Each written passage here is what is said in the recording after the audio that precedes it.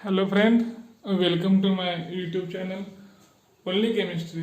पहा, तुम्हाला व्हिडिओचे regular update मिळण्यासाठी चॅनलला सबस्क्राईब करा. पहा, पाठीमागच्या व्हिडिओमध्ये आपण जे काही मॅग्नेटिक प्रॉपर्टी असतील, कलर कॉम्प्लेक्स असतील, ते या ठिकाणी पाहिलेलं आहे. आता आपण पाहणार याच्या कॅटालायटिक प्रॉपर्टी. जे काही ट्रान्झिशन एलिमेंट आहे, या ट्रान्झिशन एलिमेंटची आपल्याला पाहिजे कॅटालायटिक प्रॉपर्टी. आपण पाहूया one by one. Transition metal and their compound exhibit good catalytic property. आता कॅटालायटिक प्रॉपर्टी मध्ये पहा, कॅटलिस्ट काय करतो? Catalyst is the substance that increase the rate of reaction. Catalyst असा सबस्टन्स आहे जो रिएक्शनचा रेट काय करतो? इन्क्रीज करतो.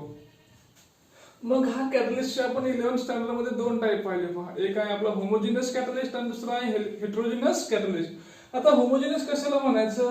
जो आपला रिएक्टंट आहे आणि कॅटलिस्ट दोन्ही एका फेज मध्ये असतील, बरोबर, सिंगल फेज मध्ये. म्हणजे हा सॉलिड आहे, कॅटलिस्ट सुद्धा सॉलिड आहे. Reactant solid, catalyst solid, they are called homogeneous. पण रिएक्टंट कसा आहे आपला? आता सॉलिड आहे आणि कॅटलिस्ट आपला गॅसेस आहे, तर त्याचा फेज चेंज झाला, त्याला म्हणायचं हेट्रोजिनस, बरोबर. Transition metal and their compound exhibit good catalytic property. कॅटलिस्टचे ते प्रॉपर्टी दाखवतात. They act as a catalyst because of their ability to participate in different oxidation reduction steps. ते कॅटलिस्ट का म्हणून वापरले जातात? तर त्याच्याकडे ॲबिलिटी आहे, त्याची एक ॲबिलिटी आहे काय की डिफरंट ऑक्सिडेशन रिडक्शन स्टेप मध्ये ते भाग घेतात. म्हणजे हे जे काही ट्रान्झिशन मेटल आहे हे काय दाखवतात? व्हेरिएबल ऑक्सिडेशन स्टेट दाखवतात. म्हणजे +2 पासून तर +7 पर्यंत ऑक्सिडेशन स्टेट दाखवतात. म्हणजे +2, +3, +4, +5, +6, +7 या व्हेरिएबल आहेत. मग एखाद्या स्टेप मध्ये त्याचं ऑक्सिडेशन झालं तर पुढच्या स्टेप मध्ये त्याचं काय होईल? रिडक्शन होईल. मग ह्या त्याच्याकडे ॲबिलिटी आहे आणि या ॲबिलिटी मुळे काय करतात? ते ऍक्ट्स ऍज अ कॅटलिस्ट. ते कॅटलिस्ट म्हणून ऍक्ट होतं. For example, iron, nickel, cobalt, platinum, palladium and chromium हे जे काय इलेमेंट आहेत हे मॅक्झिमम आपण कॅटलिस्ट म्हणून वापरतो. तर ते कोणते इलेमेंट आहेत? आयर्न आहे, निकेल आहे, कोबाल्ट आहे, प्लॅटिनम, पॅलेडियम अँड क्रोमियम. आपण ज्यावेळेस सुरुवातीला त्याचं पाहिलं, इलेक्ट्रॉनिक कॉन्फिगरेशन पाहिलं, त्यावेळेस आपण हे सगळे बाजूला घेतले होते. हे काय आपले इम्पॉर्टंट त्या ठिकाणी आहेत, कॅटलिस्ट म्हणून हे आपण वापरतो. In homogeneous catalyst metal ion participate by forming unstable intermediate. मग ज्या वेळेस आपला रिएक्टंट रिएक्ट होतो आणि तो काय करतो? एक अनस्टेबल कॉम्प्लेक्स बनवतो. कोणासोबत कॉम्प्लेक्स बनवतो? तर तो कॅटलिस्ट सोबत अनस्टेबल कॉम्प्लेक्स बनवतो किंवा अनस्टेबल इंटरमिडिएट बनवतो. While and this intermediate then broken down into product. मग हे जे काही इंटरमिडिएट तयार होतं हे इंटरमिडिएट काय होतं? परत त्याचं ब्रेकडाऊन होतं आणि काय बनतं? आपल्याला प्रोडक्ट बनतो. While heterogeneous catalyst metal provide surface for reactant to react. आणि हेट्रोजिनस काय करतं? तर सरफेस एरिया असेल, सपोज आपला एखादा रिएक्टंट असेल, तर रिएक्टंटला सरफेस एरिया, त्याला जी रिएक्शनला जागा लागते ती सरफेस एरिया प्रोव्हाइड करायचं काम कोण करतं? तर हा हेट्रोजिनस कॅटलिस्ट करतो. For example, nickel is use as a catalyst in hydrogenation of ethene. म्हणजे या कॅटलिस्टच्या प्रॉपर्टी आहेत, त्याचं एक एक्झाम्पल आहे. पहा, काय आहे? Nickel is use as a catalyst in hydrogenation of ethene at 140 degree Celsius. Ethene पासून काय, इथिनचं काय करायचं आपल्याला? हायड्रोजनेशन. इथिनचं हायड्रोजनेशन केलं की आपल्याला मिळेल इथेन. म्हणजे हायड्रोजन त्याच्यामध्ये काय होते? ऍडिशन होते. पण हायड्रोजनची ऍडिशन कोणाच्या प्रेझेन्स होत असेल ते? तर निकेलच्या प्रेझेन्स मध्ये होते. पहा, काय आहे मग आपला? हा CH2 डबल बॉन्ड CH2 इथिन आहे. याच्यामध्ये H2 ची ऍडिशन केली, आपण हायड्रोजनेशन करतोय. In presence of nickel as a catalyst at 140 degree Celsius they gives ethane CH3. अशा प्रकारे याचा यूज होतो. कशाचा? निकेलचा या हायड्रोजनेशन मध्ये. किंवा अजून एक्झाम्पल आहे, MnO2 acts as catalyst in decomposition of KClO3. Decomposition मध्ये काय? एका कंपाऊंड पासून दोन कंपाऊंड तयार होणं. KClO3 आहे, त्या KClO3 चे काय झालं? डिकम्पोजिशन झालं. कसे रिएक्शनशील? ट्वाइस ऑफ KClO3 आणि हा MnO2 catalyst, twice of KCl plus twice of O2. अशा प्रकारे हे जे काही कॅटालायटिक प्रॉपर्टी असतील त्या कॅटालायटिक प्रॉपर्टी बद्दल आपल्याला या ठिकाणी सांगता येईल.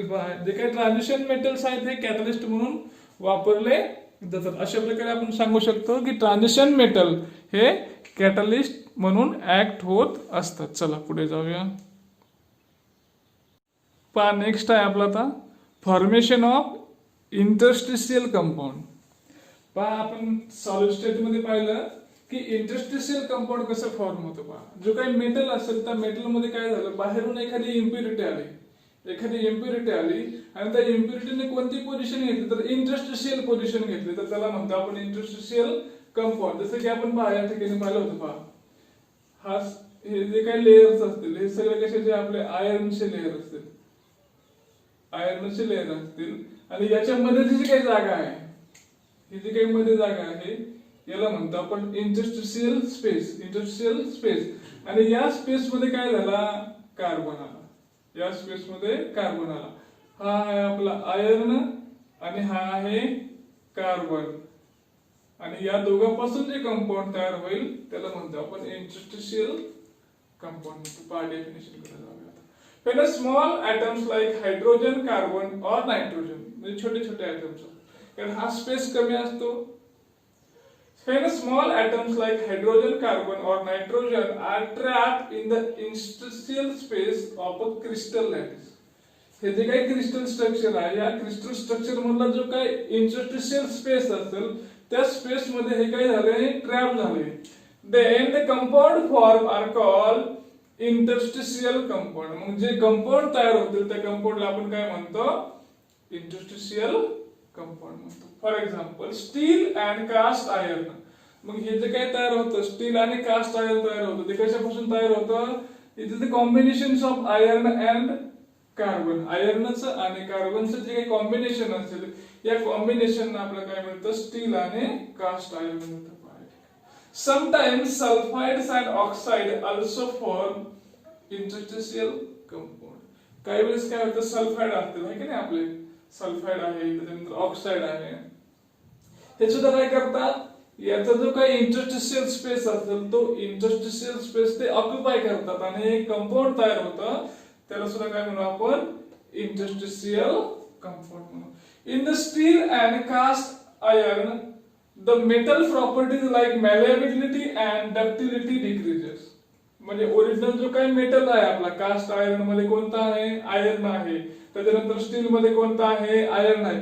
या मेटलच्या ज्या काही मूळ प्रॉपर्टी असतात त्याच्या ओरिजिनल प्रॉपर्टी, मग कोणती प्रॉपर्टी आहे मेटलची, तर मॅलिएबिलिटी आहे आणि डक्टिलिटी आहे. या दोन प्रॉपर्टी काय होतात, रिड्यूस होतात, डिक्रीज होतात. But the tenacity increases. त्याची जी काही टेनेसिटी असेल, त्याचा चिवटपणा असेल की नाही, त्याची चिकाटी असेल, चिवटपणा असेल, तो काय होतो, वाढवला जातो. हा सुद्धा याचा एक काय आपल्याला फायदा त्या ठिकाणी आहे.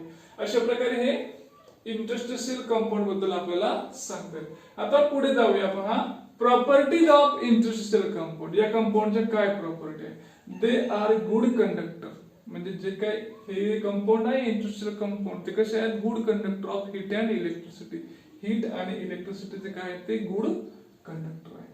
Chemical properties similar to parent item.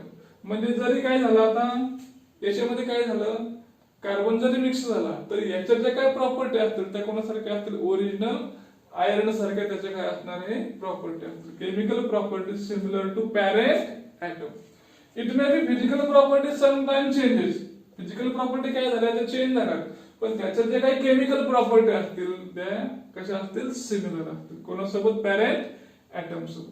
Melting point higher than parent atom. आता त्याच्यामध्ये काहीतरी इम्प्युरिटी ऍड झाली. इम्प्युरिटी ऍड झाली म्हणजे आपण असं म्हणूया सोल्यूट ऍड झाला त्याच्यामध्ये. सोल्यूट ऍड झाला म्हणजे काय होणार आहे, टेम्परेचर त्याचं वाढणार आहे. मग काय म्हणतो आपण, melting point higher than parent atom. Densities are less than parent atom. तो स्पेस काय केला, त्यानं ऑक्युपाय केलेला आहे. त्याची जी काही डेन्सिटी असेल ती कशी होईल, मग त्या ठिकाणी कमी होणार आहे. Carbides are chemically inert and extremely hard as a diamond. आता हे कार्बाइड काय आहे, carbide is the mixture of electronegative metal atom. Electronegative जे मेटल ॲटम्स असतील आणि कार्बन या दोघांचे कॉम्बिनेशन असतं, त्याला म्हणतो आपण कार्बाइड्स म्हणतो. काय आहे कार्बाइड, हे इलेक्ट्रोनिगेटिव्ह मेटल्स ॲटम अँड कार्बन दोघांचे काय असतं, मिक्सचर असतं.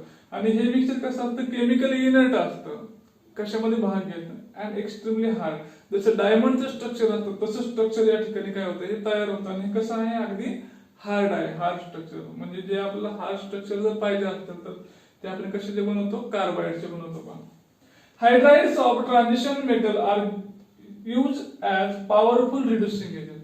म्हणजे रिडक्शन करतो आपण पहा, रिडक्शन रिॲक्शन्स असतात हे की नाही, त्याच्यामध्ये आपण हे हायड्राइड्स आहे ते हायड्राइड्स काय करतो रिड्युसिंग एजंट म्हणून या ठिकाणी वापरू शकतो. असे याचे काय आहे त्या प्रॉपर्टी आहे कशाच्या इंटरस्टिशियल कंपाऊंडच्या असतील. याप्रमाणे पहा त्याचं कसं कंपाऊंड फॉर्म होतं आणि त्याच्या प्रॉपर्टी काय असतील या आपल्याला या ठिकाणी सांगता येतील. चला पुढे जाऊया.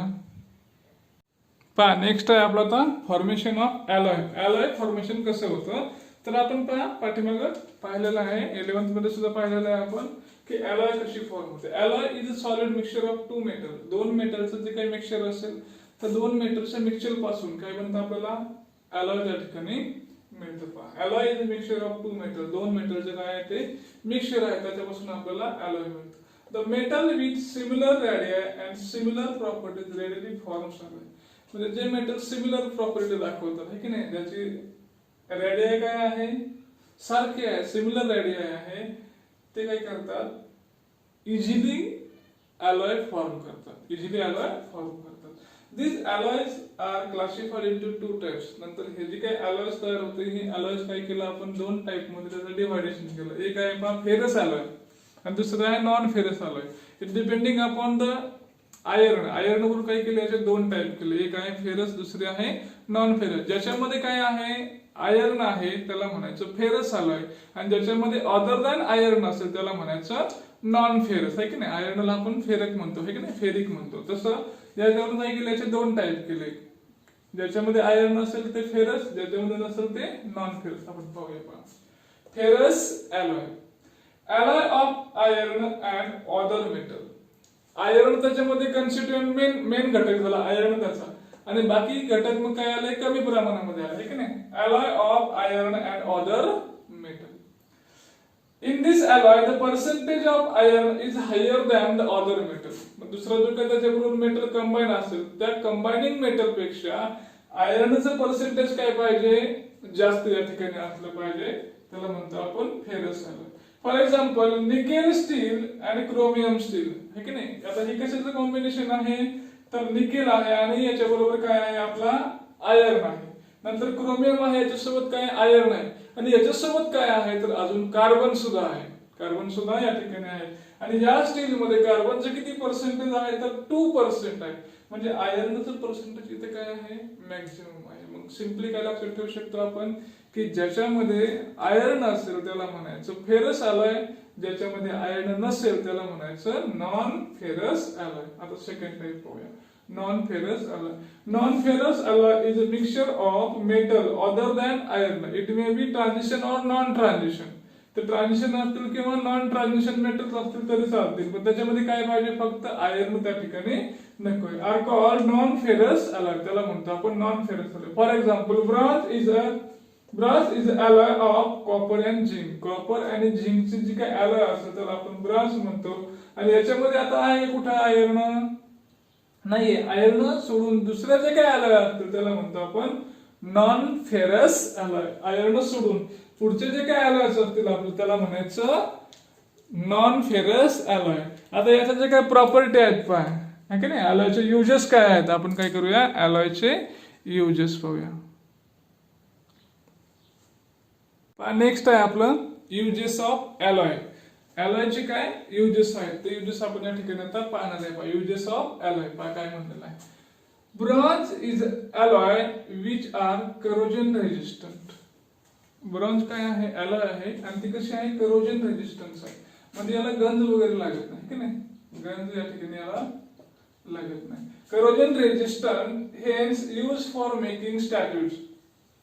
स्टॅट्यू बनवायला म्हणजे पुतळे तयार करण्यासाठी नाही का आपले अर्धाकृती पुतळे वगैरे असतात पहा की नाही, ते पुतळे करण्यासाठी काय केलं जातं ही ब्रॉन्झची ॲलॉय वापरली जाते.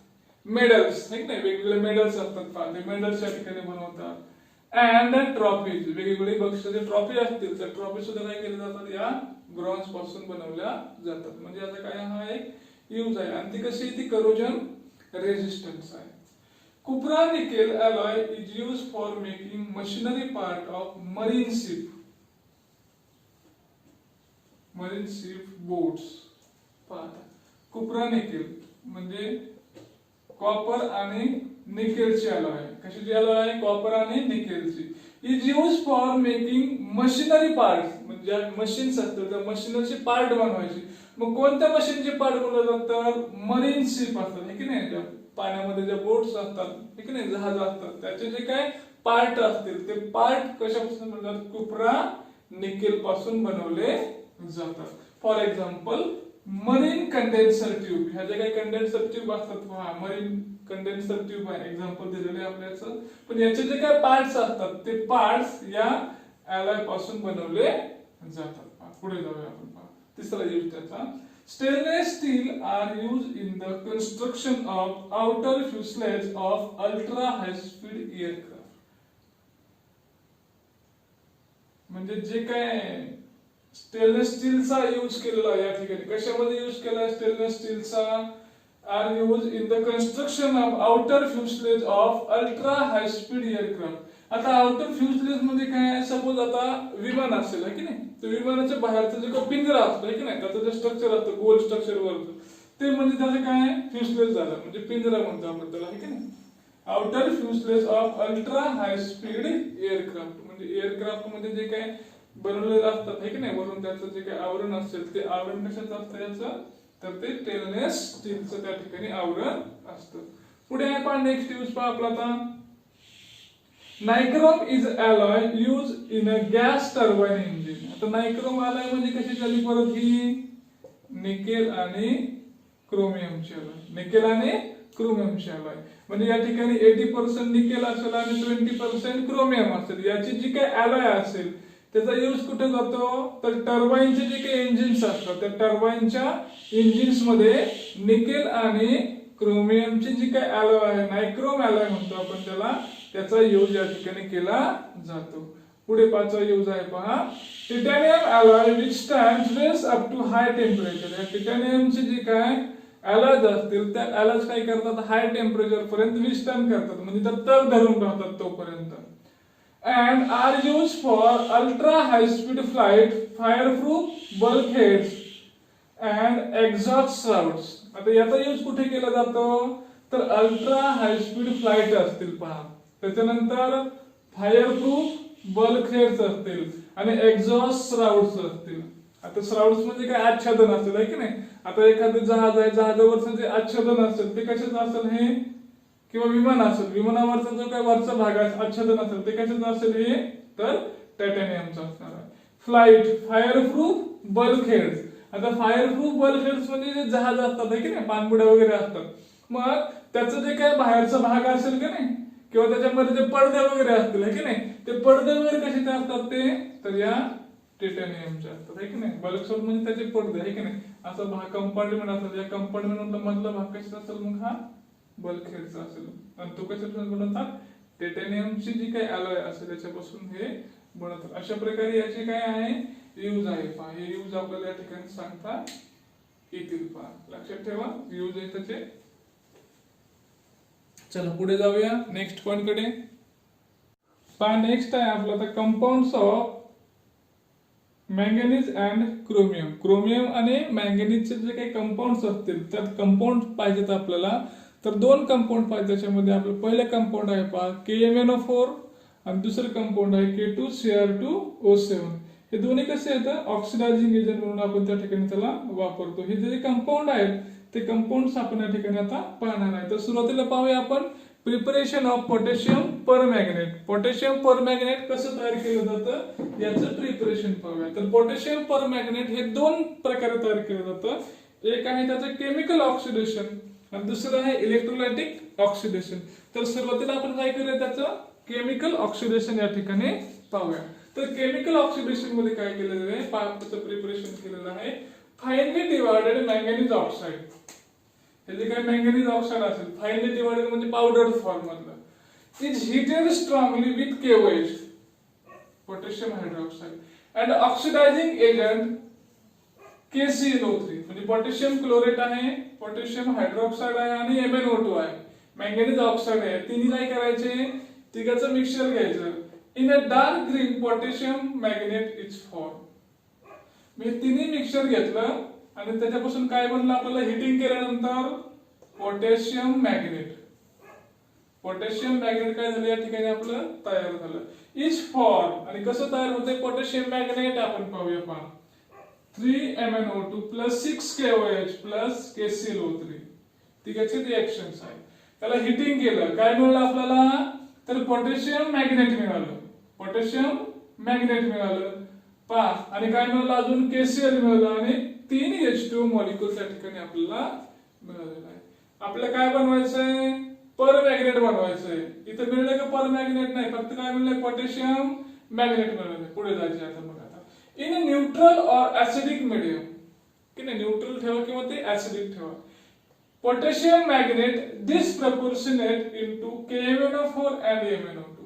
मग याचं काय होतं दोन भागामध्ये याचं कन्वर्जन होतं. एक काय होतं KMnO4 तयार होतो आणि दुसरा MnO2 त्या ठिकाणी तयार होतं पहा. दिस KMnO2 आता हे काय आपल्याकडं पोटॅशियम मॅग्नेट आहे का आपण तुमचा मीडियम घेतला आता न्यूट्रल मीडियम घेतलेला आहे पहा. न्यूट्रल मीडियम घेतलेला आहे आणि काय केलं याची रिएक्शन्स परत केली. काय मिळालं आपल्याला twice of KMnO4 plus MnO2 आणि 4 KHCO3 बरोबर. या ठिकाणी ही रिएक्शन्स अशा या ठिकाणी आपण लिहिलेल्या आहे. मग याच्यामध्ये काय होतात काय निगेटिव्ह आयन्स तयार होतात पहा. Twice of MnO4 minus 4H plus याच्यापासून तयार होतं ट्वाइस ऑफ MnO4 MnO2 आणि 2H2. आपल्याला मेन प्रॉडक्ट कुठे आहे आपला या ठिकाणी आहे. आपल्याला सुरुवातीला जे काय तयार होतं पोटॅशियम मॅग्नेट ते काय झालं आपलं डिस्प्रपोर्शनेट झालं. दोन भागामध्ये विखुरलं गेलं आणि ऍसिडिक मीडियम घ्या किंवा त्याला न्यूट्रल मीडियम घ्या तर न्यूट्रल मीडियम पासून काय बनतं ट्वाइस ऑफ KMnO4 याला म्हणतो आपण पोटॅशियम पर मॅग्नेट. पोटॅशियम पर मॅग्नेट पहा पुढे काय म्हटलेलं आहे.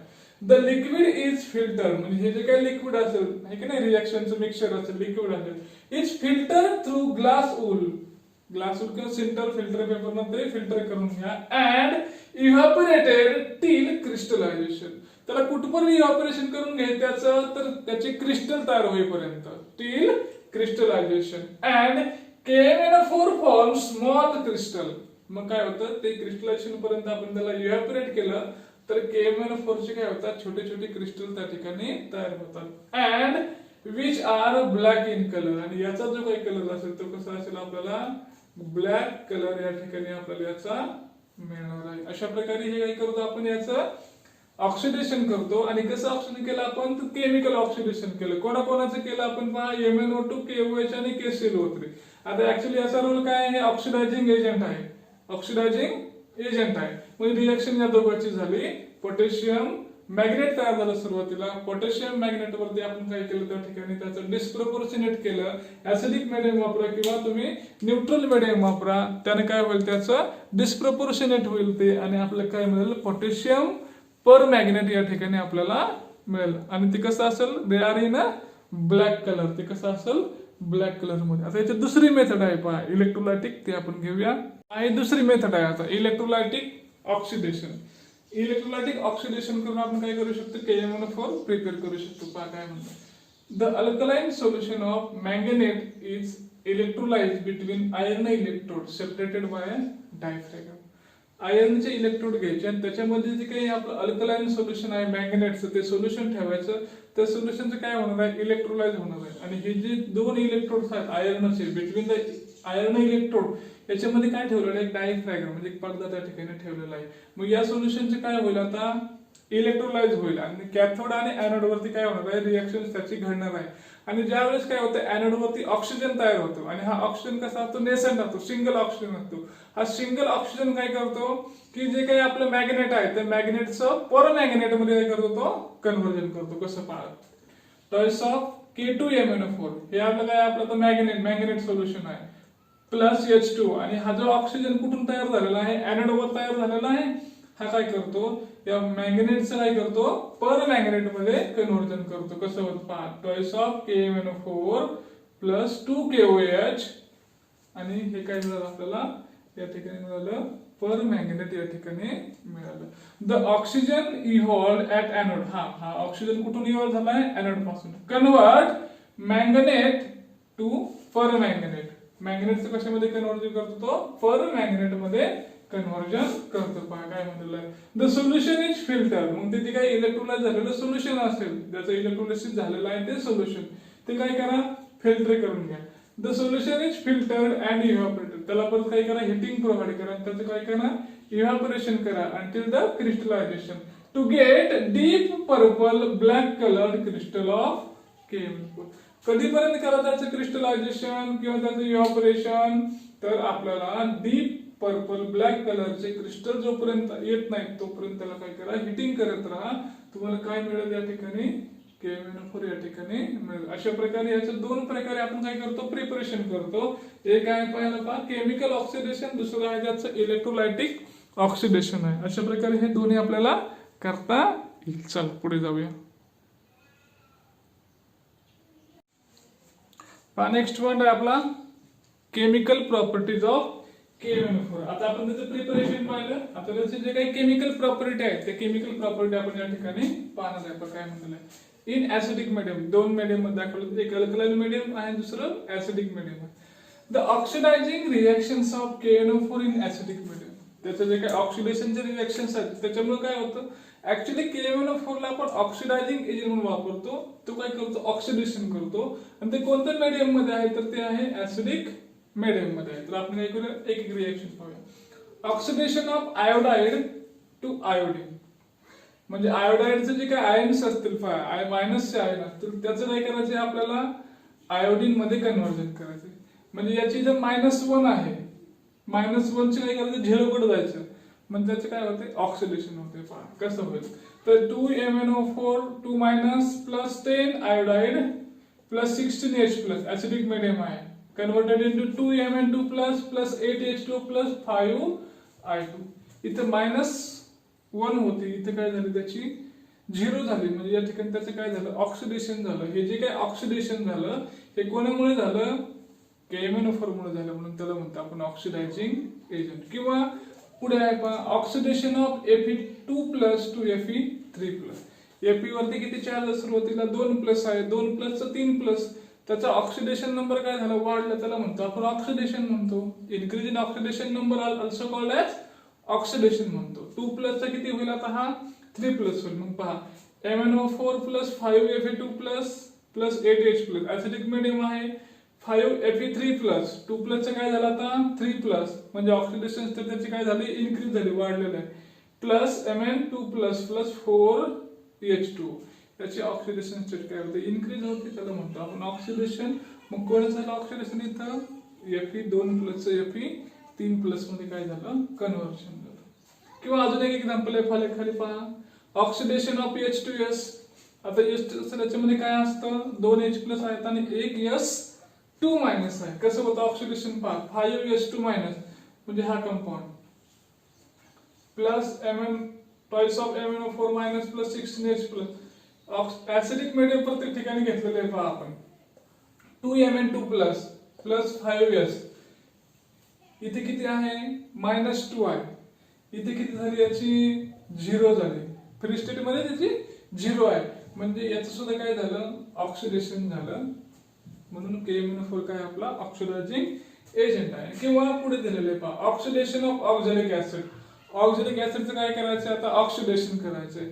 मग काय दिलेली रिएक्शन्स आपल्याला, 2MnO4- plus 5H2C2O4, oxalic acid आहे, 6H+, ऍसिडिक मीडियम आहे, काय तयार झालं त्याच्यापासून, 2Mn2+, 2Mn आहे, 10CO2 प्लस 8H2. म्हणजे या ठिकाणी सुद्धा काय झालं, याचं काय झालं, ऑक्सिडेशन झालेलं आहे. कोणाचं, ऑक्झॅलिक ऍसिडचं.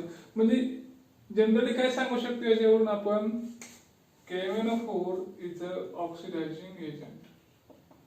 KMnO4 कसा आहे आपला, हा ऑक्सिडायझिंग एजंट आहे, ऑक्सिडायझिंग एजंट आहे. आणि कुठे काम करतो तो, ऍसिडिक मीडियम मध्ये काय करतो, कन्व्हर्जन या ठिकाणी करतो. ऑक्सिडायझिंग एजंटचं काम काय असतं, त्या सबस्टन्सचं ऑक्सिडेशन घडवून आणायचं. मग या ठिकाणी सुद्धा पाहिलं पहा आपण, इथे किती होती, अशी मायनस होती, ती अशी किती झाली, 0 झाली, वाढलेली आहे त्याची ऑक्सिडेशन स्टेट, आहे की नाही.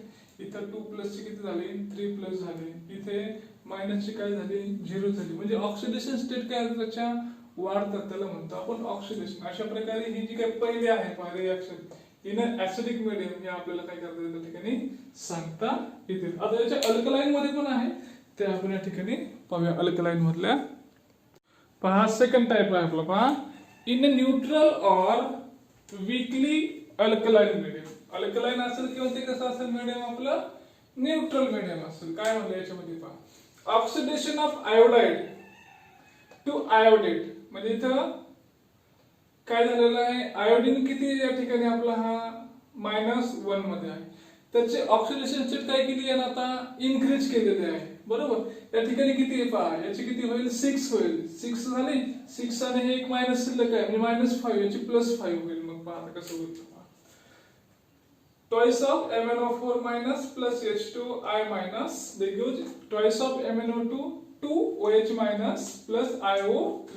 इथे याची जी काय ऑक्सिडेशन स्टेट असेल ते किती असेल +5 असेल. इथे -1 ची काय झाली +5 म्हणजे इन्क्रीज झालेले ऑक्सिडेशन स्टेट इन्क्रीज होते. किंवा सेकंड एक्झाम्पल पाहूया आपण. Thiosulphate H2O3 minus is oxidized to sulfate है की नाही. सल्फेट म्हणजे SO4 8 MnO4 plus thrice of H2O3 2 minus H2. आता हे इथे कसं मीडियम आहे आपलं हे अल्कलाइन मीडियम आहे. इथे न्यूट्रल मीडियम आहे. 8 MnO2 plus 6 SO4 2 minus plus 2OH weekly alkaline आहे किंवा न्यूट्रल मीडियम आहे. मग या ठिकाणी काय झालं पहा आता SO4 2 minus मध्ये याचं काय झालं ऑक्सिडेशन झालं. कोणाचं थायोसल्फेटचं है की नाही. H2O3 होता तो काय झाला SO4 झाला म्हणजे याचं काय झालं ऑक्सिडेशन झालं. आणि तिसरा टाइप आहे आपला शेवटचा टाइप आहे पहा manganous salt is oxidized to MnO2. Manganous जर सॉल्ट असेल त्याचं काय झालं ऑक्सिडेशन कशामध्ये झालं MnO2 मध्ये म्हणजे हा सॉल्ट पहा twice of MnO4 minus plus Mn2 plus 2H2 आणि याचं कन्व्हर्जन कशामध्ये झालं तर या MnO2 मध्ये झालं पहा 5 MnO2 प्लस 4H प्लस याचे काय झालं कन्व्हर्जन झालं. जनरली आपण काय म्हणू शकतो या ठिकाणी जो काही आपला KMnO4 आहे KMnO4 काय करतो तर ऑक्सिडायझिंग एजंटचं काम करतो आणि याचं ऑक्सिडेशन आपल्याला पाहायला मिळतं. आणि लास्ट आहे पहा याचं यूज ऑफ KMnO4. KMnO4 ची काय यूजेस आहे पहा. तर याचा पहिला यूज आहे it is use as antiseptic. Antiseptic म्हणून आपण काय करतो याचा वापर करतो. नेक्स्ट आहे पहा फॉर अनसॅच्युरेशन टेस्ट इन लॅबोरेटरी. अनसॅच्युरेशन जी काही टेस्ट असेल म्हणजे कंपाऊंड आपलं सॅच्युरेटेड आहे का अनसॅच्युरेटेड आहे हे शोधण्यासाठी आपण काय करतो तर KMnO4 लॅब मध्ये वापरतो. In volumetric analysis of reducing agent पहा जे काय एक्सपेरिमेंट करतो आपण टायट्रेशन त्याच्यामध्ये आपण KMnO4 वापरतो म्हणजे त्याला म्हणतो आपण व्हॉल्युमेट्रिक अनालिसिस म्हणतो. Next for detecting halides in qualitative analysis. Halide शोधायला सुद्धा काय केलं जातं याचा वापर केला जातो. आणि लास्ट यूज आहे it is a powerful oxidizing agent in laboratory and industry. म्हणजे लॅबोरेटरी मध्ये सुद्धा याचा पॉवरफुल ऑक्सिडायझिंग एजंट किंवा इंडस्ट्री असेल त्याच्यामध्ये सुद्धा याचा पॉवरफुल ऑक्सिडायझिंग एजंट म्हणून आपण काय करतो वापर करतो. अशा प्रकारे याचं हे पाहता येईल. चला पुढे आता मग K2Cr2O7 पहा. नेक्स्ट पॉइंट आहे आपला आता K2Cr2O7 म्हणजे दोन कंपाऊंड पाहिले आपण. पहिले कंपाऊंड पाहिले KMnO4 आणि दुसरा आहे आता K2Cr2O7. म्हणजे आपण पहिले मॅंगनीजचे कंपाऊंड पाहिलं आता पाहतोय आपण क्रोमियमचे K2Cr2O7. Preparation of potassium dichromate. Potassium डायक्रोमेटचं प्रिपरेशन कसं आहे पहा या ठिकाणी पहा. Finely powdered chromite ore. आता हे ओरचं नाव आहे. काय ओरचं नाव आहे क्रोमाइट ओर. ओर म्हणजे काय ज्याच्यापासून आपण मेटल काय करतो प्रॉफिटेबली एक्सट्रॅक्ट करतो त्याला आपण काय म्हणतो ओर म्हणतो पहा. मग कोणती ओर आहे ती तर ती क्रोमाइट ओर आहे पहा. क्रोमाइट ओरचं फॉर्म्युला काय आहे FeOCr2O3 is heated with anhydrous sodium carbonate. कोणासोबत रिएक्शन आहे त्याची सोडियम कार्बोनेट बरोबर. आणि ते कसं पाहिजे अनहायड्रस पाहिजे त्याच्यामध्ये वॉटरचं कंटेंट अजिबात नको आहे. and a flux of lime in air in a reverberating furnace.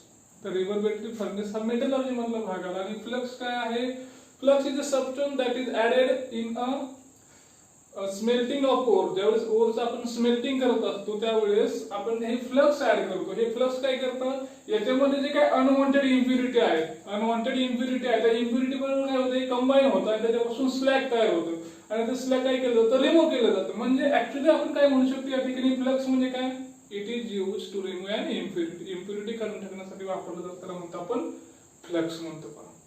मग आता याची रिएक्शन झाली कोणाची, क्रोमाइट ओरची आणि सोडियम कार्बोनेटची पायथ्या दिलेली आहे आपल्याला. आणि इन प्रेझेन्स ऑफ काय म्हणलंय, एअर म्हणलंय की नाही. मग पहा आता 4FeOCr2O3 ही क्रोमाइट ओर आहे, हे सोडियम कार्बोनेट आहे आणि ही इन प्रेझेन्स ऑफ एअर काय तयार होते त्यापासून, Na2CrO4, sodium chromate is form. काय तयार झालं, सोडियम क्रोमेट तयार झालं. आणि Fe2O3 हेमॅटाइट्स आणि या ठिकाणी HCO2 या ठिकाणी काय होतात, निघून जातात. सेकंड स्टेप मध्ये पहा, the sodium chromite is form in step first. हे पहिल्या स्टेप मध्ये हे जे तयार झालं is extracted with water, water सोबत त्याला एक्सट्रॅक्ट करून घ्यायचं and treated with concentrated H2SO4. जे काय पहिल्या स्टेप मध्ये मिळलं त्याला काय करा, वॉटर सोबत एक्सट्रॅक्ट करा आणि त्याची कोणासोबत रिएक्शन करायची आपल्याला, treated with concentrated HCl. Concentrated HCl बरोबर त्याची काय करा, रिएक्शन करा. काय त्याची रिएक्शन होईल, तर हे आपलं सोडियम क्रोमेट आहे. मग सोडियम क्रोमेट कसं लिहिलं आपण, twice of Na2CrO4 plus H2SO4. काय मिळालं आपल्याला, Na2Cr2O7. Sodium dichromate. काय मिळालं, सोडियम डायक्रोमेट आणि NaCl भेटलं आणि परत एक सॉल्ट मिळाला. पण कशाचा सॉल्ट मिळाला, सोडियम डायक्रोमेटचा हायड्रेटेड सॉल्ट आहे. हा कसा आहे, हायड्रेटेड आहे म्हणजे याच्यामध्ये काय आहे, वॉटर कंटेंट आहे. हायड्रेटेड आहे म्हणजे तो वॉटर त्याच्यामध्ये प्रेझेंट आहे. मग पहा आता काय झालं, हे दुसऱ्या स्टेप मध्ये मिळालं sodium dichromate. Sodium dichromate is treated with KCl. याची कोणासोबत रिएक्शन करायची, परत तिसऱ्या स्टेप मध्ये KCl, पोटॅशियम क्लोराइड बरोबर. It forms orange red coloured K2Cr2O7 आणि K2Cr2O7 ला आपण काय म्हणतो, पोटॅशियम डायक्रोमेट. मग कोणाची रिएक्शन्स आहे, तर ह्या सोडियम डायक्रोमेटची, sodium dichromate plus potassium chloride they form K2Cr2O7 plus twice of NaCl. यालाच काय म्हणतो आपण, पोटॅशियम डायक्रोमेट. Potassium dichromate. अशा प्रकारे याची काय आहे, ही प्रिपरेशनची मेथड आहे. पहा काय प्रिपेअर केलं आपण या ठिकाणी, आता हे पोटॅशियम डायक्रोमेट या ठिकाणी आपल्याला मिळालेलं आहे. चला पुढे जाऊया. याच्या आहेत केमिकल प्रॉपर्टी. आपण त्याचं प्रिपरेशन पाहिलं. पहा आता त्याचे पाहिजेत आपल्याला केमिकल प्रॉपर्टीज, आहे की नाही. तर पाहूया आता पहिली प्रॉपर्टी पहा त्याची. ऍक्च्युली K2Cr2 सुद्धा काय आपला हा ऑक्सिडायझिंग एजंट आहे. Oxidation of iodide from aqueous solution of Ki. Metal आहे याची किती आहे ऑक्सिडेशन, +1 याची -1 म्हणून काय घेतलं आपण I minus. From aqueous solution of Ki by acidified. या ठिकाणी कॅटलिस्ट असेल, तो काय असेल आपला ऍसिड असेल. K2Cr2O7 gives I2. -1 ची काय झाली, 0 झाली. K2Cr2O7 is reduce to chromic sulphate. याचं सुद्धा काय होतं, रिडक्शन होतं. कारण याचं काय झालं, ऑक्सिडेशन झालं म्हणजे त्याचं काय व्हायला पाहिजे, रिडक्शन.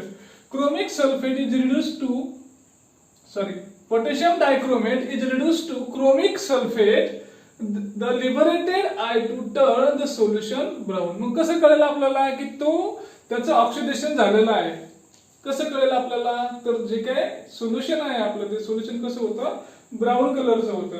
का ब्राऊन कलरचं झालं, तर यामध्ये जो काय आयोडाइड आहे, आयोडाइडचं आयोडीन मध्ये कन्व्हर्जन होतं. म्हणजे -1 कडून कुठे येतो, तो 0 कडे येतो. त्याची इन्क्रीज होतं त्या ठिकाणी ऑक्सिडेशन नंबर आणि याचं काय होतं, ऑक्सिडेशन होतं. आणि कसं आपण नोटिफाय करू शकतो, बिकॉज सोल्युशनचा कलर असेल तो काय या ठिकाणी आला, ब्राऊन आला. म्हणजे या ठिकाणी -1 आहे, -1चा तो कुठे आला, या ठिकाणी 0 कडे आला. त्या ठिकाणी काय झालं, या ठिकाणी इन्क्रीज झालेले आहे आणि म्हणून याचं काय झालेलं आहे, ऑक्सिडेशन या ठिकाणी झालेलं आहे. मग पहा रिएक्शन कशी आहे.